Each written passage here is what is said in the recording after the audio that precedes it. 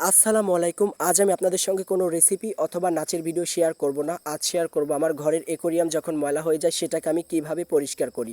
মাত্র 15 মিনিটে পরিষ্কার করে ফেললাম। তো প্রথমে এই যে দেখুন, লাইট আর অক্সিজেনটা খুলে একটা সাইডে রেখে দিলাম, আর ওপরের ঢাকনাটা এই যে দেখুন, আমার অ্যাকোয়ারিয়ামের কী একটা অবস্থা হয়েছে, মনে হচ্ছে আমি বালু অথবা মাটি এটার মধ্যে ঢেলে রেখে দিয়েছি। এরকম হলে তো হবে না, আমার মাছ তো মারা যাবে। তো তারপরে যে দেখুন, একটা ছাঁকনি নিয়েছি, এটা কিন্তু মাছের ছাঁকনি বলা হয়। তারপর মাছগুলোকে আমি আলতোভাবে তুলে নেব, বেশি তাড়াহুড়ো করা যাবে না, এতে করে কিন্তু মাছ মারা যেতে পারে। তো ভিডিওটা বেশি বড় হয়ে যাবে, তাই আমি একটু ফাস্ট করে দিচ্ছি। তো মাছ তোলার কি দেখাবো। তো এই যে দেখুন, মাছগুলো আমি তুলে নিলাম আস্তে আস্তে করে। তো আপনারা চাইলে কিন্তু আমার মতো করে এরকম করে অ্যাকোয়ারিয়াম পরিষ্কার করে রাখতে পারেন, তাহলে কিন্তু সবাই প্রশংসা করবে। মানে ঘরে যারা আসে তারাই বলে তোমার অ্যাকোয়ারিয়াম এরকম কেন। তারপর এই যে দেখুন, মূল ইম্পর্টেন্ট হচ্ছে আমার হাত।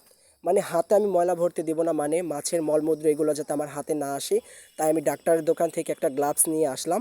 তো এই গ্লাভসটা পরে নিচ্ছি। তো এই যে দেখুন, আমি আস্তে করে গ্লাভসটা পরে নিচ্ছি। এটাকে কিন্তু বেশি তাড়াহুড়ো করা যাবে না, তাহলে কিন্তু গ্লাভসটা ছিঁড়ে যাবে। তো এই যে দেখুন, মোটামুটি আমার হাতের মধ্যে দোনোটা হাত আমি পরে নিলাম, দোনো হাতে পরার ডান। এখন আমি কাজটা শুরু করব। এরকম করে নিলে আমার হাতে কখনই ময়লা ভরবে না। তারপরে যে দেখুন, ময়লা পানিগুলো আমি আস্তে আস্তে তুলে নিচ্ছি। তো এখানেও কিন্তু বেশি তাড়াহুড়ো করা যাবে না, এটা একটা কাচের বিষয়, বুঝতেই পারছেন।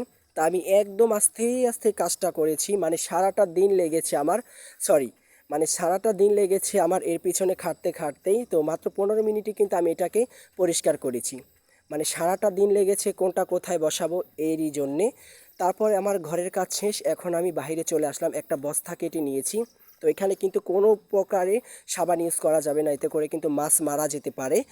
তো এখন আমি সুন্দর করে পাথর আর সেই অ্যাকোয়ারিয়ামের কাজটা আমি পরিষ্কার করে নিলাম, এই যে দেখতে পাচ্ছেন। এখন এই যে দেখুন, আমি পরিষ্কার করে নিলাম। তো এখন আমি আবার ঘরে চলে আসলাম। এই যে ঘরের মধ্যে এসে আমি আয়রন ছাড়া পানিও দিয়ে দিচ্ছি।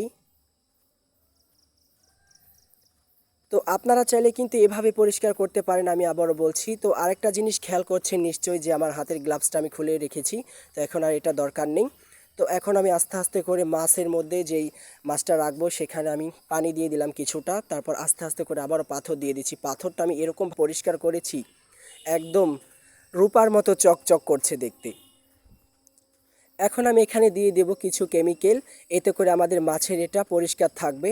তো এখন আমি ফাইনাল, এই যে দেখুন, পুরোপুরি পানি কমপ্লিট করে দিয়ে এখন আমি মাছগুলোকে ছেড়ে দিব। তো এই যে দেখুন, অক্সিজেন আর হচ্ছে লাইট লুট আমি সব কিছু সেট আপ করে দিচ্ছি। এখন মাছগুলোকে আমি এর মধ্যে ঢেলে দিলাম, মানে আস্তে করে ঢেলে দিলাম।